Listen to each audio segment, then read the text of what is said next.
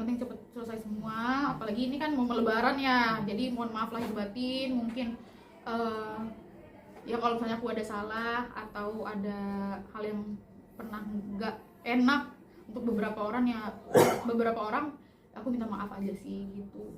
Dan untuk orang-orang yang udah fitnah aku maafin, nggak apa-apa. Semoga kalian juga bisa jadi orang yang lebih baik lah, sama-sama jadi orang baik, itu lebih penting.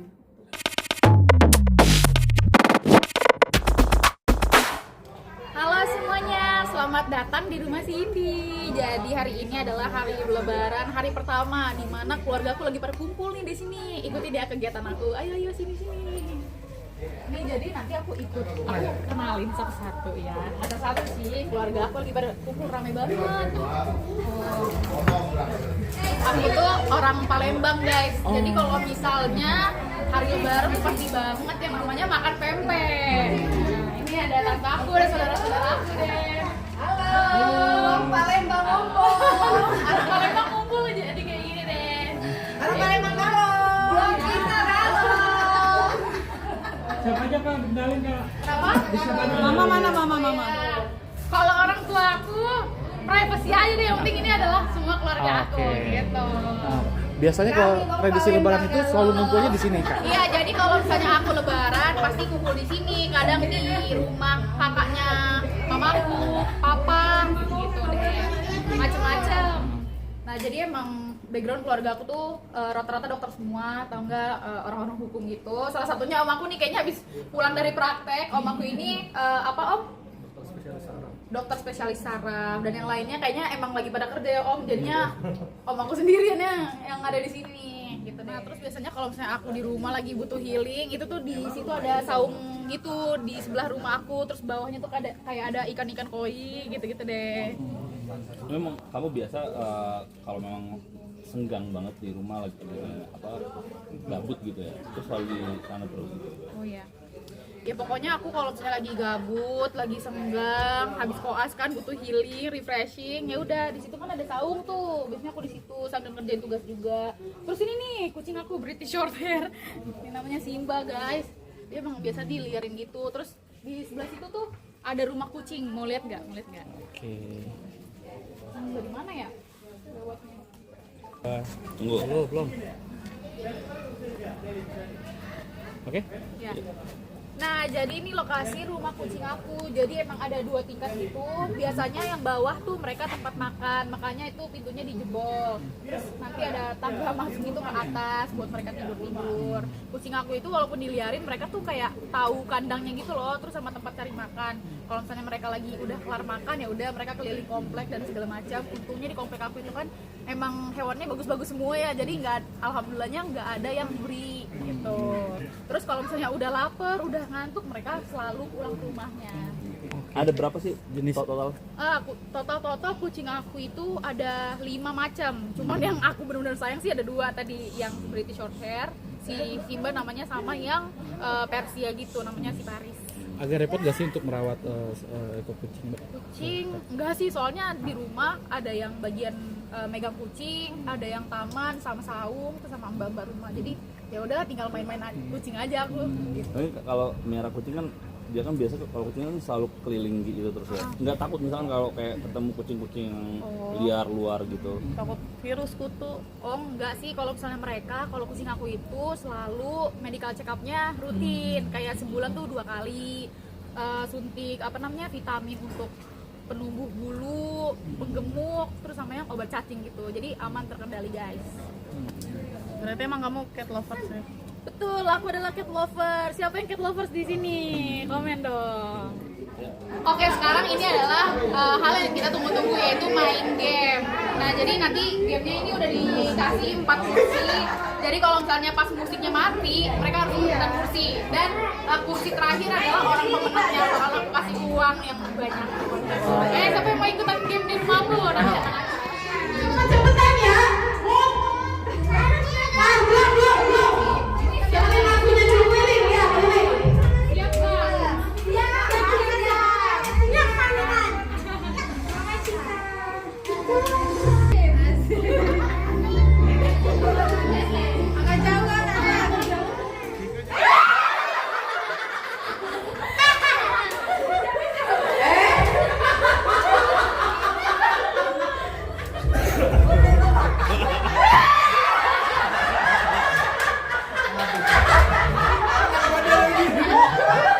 Emang nih orang badannya nguasain semua kursi.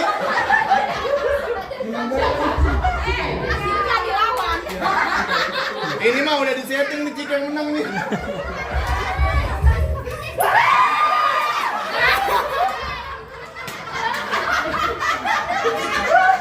Ini sih poin, jadi nggak mau ditimbang kita.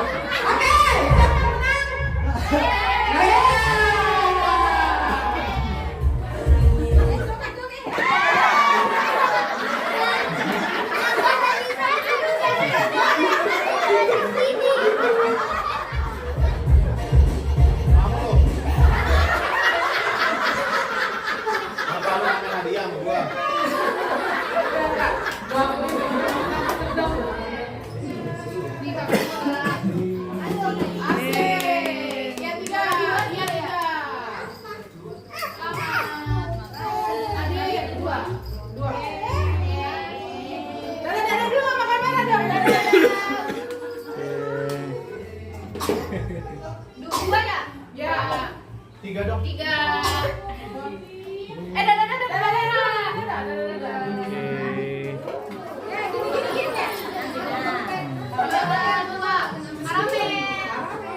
Dadah.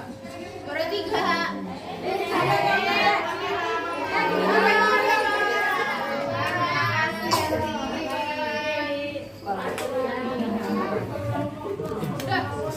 Masih tante. Mungkin tadi gimana nih keseruan Lebaran pertama dengan keluarga besar? Iya, sebelumnya minal aidin wal faizin, mohon maaf lahir batin buat masyarakat Indonesia. Tadi sih seru banget ya, kalian kan juga udah aku kenalin keluarga aku seperti apa, keseruan dari awal sampai akhir, acara lebaran hari pertama di rumah aku. Terus rasanya sih capek di penghujung hari ini, cuman seneng juga karena bisa berkumpul sama keluarga aku yang jauh dari Palembang sana, pada berkumpul semua di sini gitu. Oke, cerita transisinya tahun ke tahun seperti apa nih mungkin tradisinya? Kalau dari tahun ke tahun biasanya emang selalu kumpul. Tahun kemarin di rumahnya kakak mamaku gitu. Terus tahun ini emang di rumah orang tua aku. Terus tahun depan nanti kita pindah lagi biar nggak monoton gitu. Dan yang pastinya tetap bakalan bagi-bagi THR dan main games, terus ada uang-uangan gitu lah ya gitu. Makanan yang spesial ya setiap lebaran tiba nih kapan ya? Makanan spesial. Kalau makanan tiap lebaran sih spesial semua ya rasanya, tapi yang paling spesial adalah kedekatan dan keakraban antara keluarga ke keluarga, karena kita emang backgroundnya tuh dari kedokteran semua Kak, jadi emang pada susah kumpul sih kalau tiap lebaran atau puasa gitu. Jadi emang tiap lebaran sih mereka selalu nyempetin aja. Ini belum semuanya tuh keluarga aku, karena kan masih ada yang praktek juga gitu. Terus juga papa aku masih ngurusin bisnisnya gitu. Kan asli orang Palembang ya, nyiapin makanan khas dari Palembang nggak sih, kayak pempek Palembang? Iya, pasti yang nonton orang Palembang pasti banget tiap tahun makan pempek tiap lebaran. Nah itu udah paling enak tuh, wong Tito Galo. Kak memilih lebaran di dalam negeri ketimbang berlibur di luar negeri, itu seperti apa? Aku waktu itu pernah tuh 2019 liburan di Belanda waktu lebaran. Wah itu rasanya nggak enak banget, nggak makan opor, nggak makan rendang dan segala macem. Kita cuman makan apa ya, scramble egg, terus roti-rotian doang. Itu nggak enak banget deh lebaran di luar negeri. Terus akhirnya aku sama keluargaku belajar jangan lagi lebaran di luar negeri. Kemarin tuh lagi di Belanda tuh, Allah, nggak ada sholat id dan segala macam. Pokoknya paling enak emang lebaran di Indonesia ternyata. Kalau untuk keluarga sendiri emang ngumpulnya di sini ya? Pindah-pindah tuh biasanya aku kumpulnya di rumah orang tua aku sekarang. Terus tahun kemarin di rumahnya kakak mamaku. Terus tahun depan lagi pasti pindah-pindah gitu. Kalau untuk tadi bagi-bagi THR juga ke keluarga-keluarga. Emang sih selalu kita bagi-bagi THR, jadi tuan rumah yang menyiapkan THR. Terus tahun depan berarti aku yang dapat THR gitu. Tapi kamu dapat THR juga nggak tahun ini? Alhamdulillah, masya Allah. Terima kasih mama papa udah tetap kasih THR walaupun uang bulanan juga masih gitu. Ya sih. Kan tadi katanya keluarga besar banyak kan dokter ya. Kamu sendiri mungkin ada bedanya nggak sih kalau ngumpul sama keluarga dokter? Mungkin kayak makanannya jadi mungkin lebih healthy atau apa gitu, atau biasa aja? Kalau misalnya keluarga aku itu mereka sih emang rata-rata kalau lagi kumpul sih ngomongin tentang vitamin apa nih yang enak buat badan. Kalau misalnya lagi capek banget beraktivitas, kalau makan sih lebaran hantem aja semuanya. Yang penting vitaminnya dikencengin sih kalau kami gitu Pak. Makna Ramadan sendiri buat Kak Cindy seperti apa sih? Kalau makna lebaran buat aku sebenarnya yang pertama ya kayak ya kita kan di bulan suci, kita yang pasti mau jadi orang, berusaha jadi orang yang sesuci mungkin dalam artian beribadah, kita juga saling memaafkan orang, terus kita kumpul sama keluarga, terus udah sih mendekat sama Allah aja sih. Ya di tahun ini kan kamu juga tertimpa musibah ya dan masalah dengan gimana kamu menyikapi untuk di bulan Ramadan ini? Kalau aku sih sebenarnya aku tuh dalam hal yang kayak gini ya, yang heboh banget, sebenarnya jujur sedih kayak kenapa harus dampak ke aku, padahal aku tuh bukan orang yang seperti orang-orang duga, orang-orang kabar-kabarin sejelek itu tuh enggak. Karena aku sekarang bisa santai-santai aja karena aku merasa ya memang aku tidak bersalah gitu. Terus aku sih nganggepnya ya udah mungkin ini emang ladang pahala aja, mungkin emang Allah mau nyuciin dosa aku kali ya. Jadi aku ngambil hikmahnya aja, terus juga nggak ambil pusing sih selama aku nggak salah, dan ya udah aktivitas berjalan seperti biasa. Orang-orang sekitar aku juga nggak nuding aku dan segala macam karena mereka tahu yang aku tuh aslinya seperti apa sih Kak gitu. Tapi Apalagi pasti kan- ada pertanyaan nggak sih dari kan muncul nama kamu di mana-mana di baratnya di media-media. Iya, justru tuh orang-orang yang beneran kenal sama aku, ketemu sama aku, teman-teman aku semuanya justru nanya, loh ini kok mereka bisa negatif thinking sebegininya gitu. Bahkan teman-teman aku pada bilang, jangan-jangan emang ada orang yang iri banget nih sama kamu, terlalu gimana-gimana sampai mau jatuhin aku gitu. Dampaknya jadi merugikan dengan profesi kamu nggak sih sebagai dokter? Sebenarnya sih lebih ke mental aku aja sih Kak gitu. Tapi selama aku datang ke rumah sakit, aku ya percaya diri aja karena emang gimana ya, orang nggak bersalah disalah-salahin, tapi ya udah nggak apa-apa. Aku cuman ya mungkin ada orang-orang yang mau menjatuhkan aku, tapi nggak apa-apa, di bulan Ramadan ini aku maafin. Semoga bisa sama-sama apa ya, maksudnya bisa sama-sama jadi orang yang lebih baik aja deh gitu. Kita nggak usah terlalu apa ya ngurusin hidup orang dan segala macem. Yang penting kita sama-sama sukses, jadi orang baik terus, karena rezeki dari Allah tuh pasti datang sama orang-orang yang baik dan tulus dan jujur sih. Sebenarnya itu aja sih Kak. Apalagi kan kamu kan sempat buat postingan kalau kamu kasih statement kalau kamu dari SMP sampai SMA tuh nggak pernah pacaran. Iya, jadi tuh aku dari SD tuh emang selalu nggak bisa dan nggak boleh sama keluarga besar tuh pacaran, karena belajar dari kesalahan kakakku tuh jadi suka main kemana-mana gitu. Nah aku tuh anak yang dikerasin sama orang tua, nggak boleh pacaran ya. Bahkan aku tuh pacaran tuh pertama kali umur berapa ya?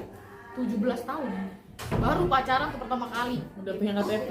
Pas udah punya KTP baru pacaran, ya Allah. Tapi nggak apa-apa, itu justru aku produktif banget sampai ini nih. Aku waktu SD kemarin kan pada bilang buktinya mana ini. Aku izin untuk nunjukin gitu. Ini bukan sombong, bukan apa, tapi ya aku cuman sharing aja sih. Semoga ini bisa jadi motivasi untuk kalian di luar sana gitu. Jadi aku tuh memang kalau untuk urusan pendidikan, keluarga aku tuh kenceng banget gitu. Kamu mau punya uang seberapa banyak pun, kalau punya kamu nggak bisa melanjutkan pendidikan tuh menurut keluarga aku belum keren gitu, jadinya pendidikan aku masih terus lanjut, prestasi juga terus lanjut gitu. Nah jadi ini tuh aku juara 1 karate ini se-Jawa Barat, dapat emas.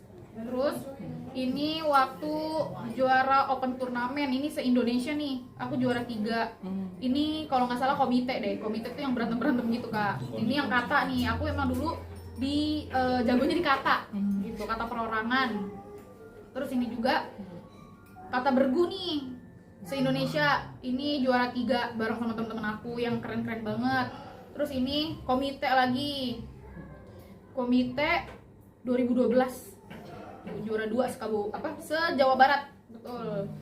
Terus selain itu ini ada piagam-piagamnya. Sebenarnya ini medalinya banyak sih, cuman nggak tahu pada kemana, udah lama banget. Nah nih ya ini pokoknya aku tuh dulu anak andalan sensei aku lah. Pokoknya kalau ada lomba ikut. Nah kebetulan Guru ya? kenapa? Sensei ini guru karate aku. Sampai aku tuh les private karate pulang SD, les private. Walaupun aku emang les juga kayak les matematika, bahasa Inggris secara private di rumah. Jadi gurunya yang datang, terus aku juga tuh juara bergu putri pra pemula.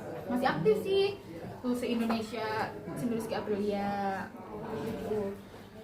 Nah, Terus dari ini semua kan banyak stigma orang sebelumnya menilai kamu wah ini ketergantungan sama pemerintah tersebut, dari orang tersebut gitu kan, dan ini mematahkan dari hal-hal tersebut karena tadi kamu juga sempat memperlihatkan memang omongan kamu tuh bukan yang kayak angin belaka gitu kan. Iya. Dikenalin juga dari saudara memang Dari seorang keluarga. dokter gitu. Iya. Mungkin seperti apa kamu mengambil hikmah dari ini semua juga?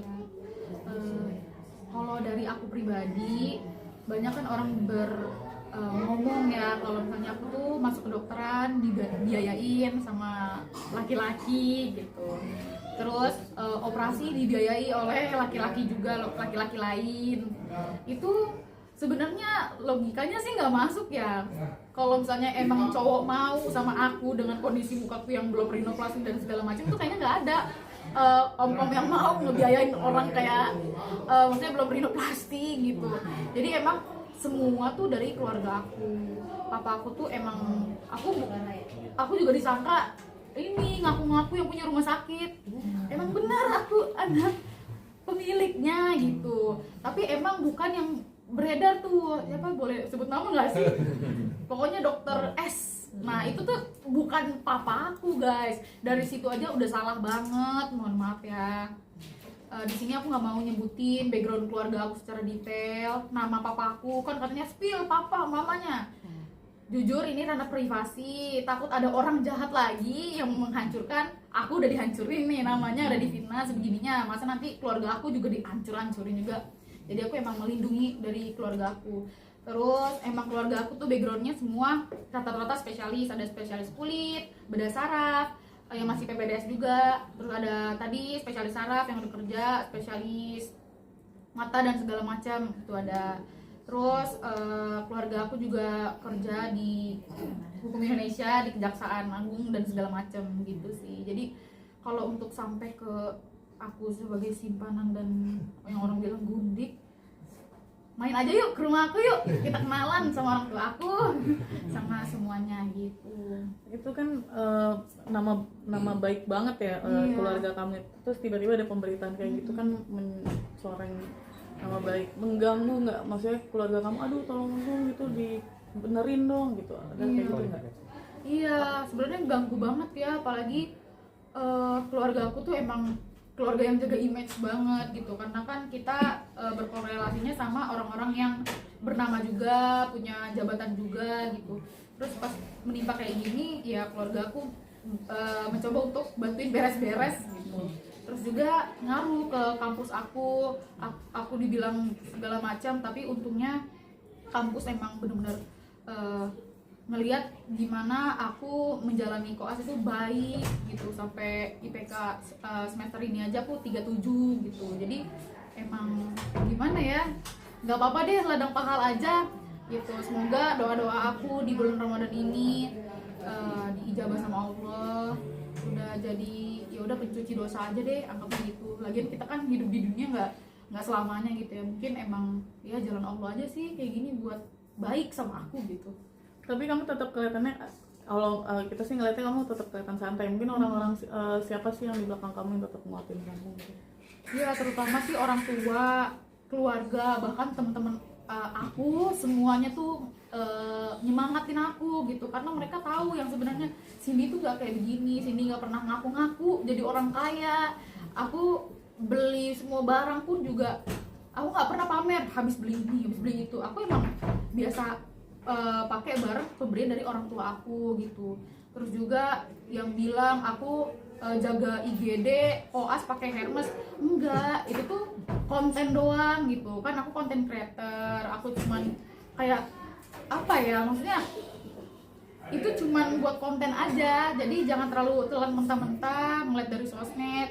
Mungkin orang-orang yang pernah satu stase sama aku atau perawat-perawat yang melihat aku tuh kalau misalnya datang ke koas, aku pakai sepatu sesuai arahan rumah sakit seperti apa, pakai pakaian biasa, nggak pernah make up. Aku aja bahkan pakai eyelash itu aja enggak. Terus aku pakai gelang-gelang yang fancy tuh enggak.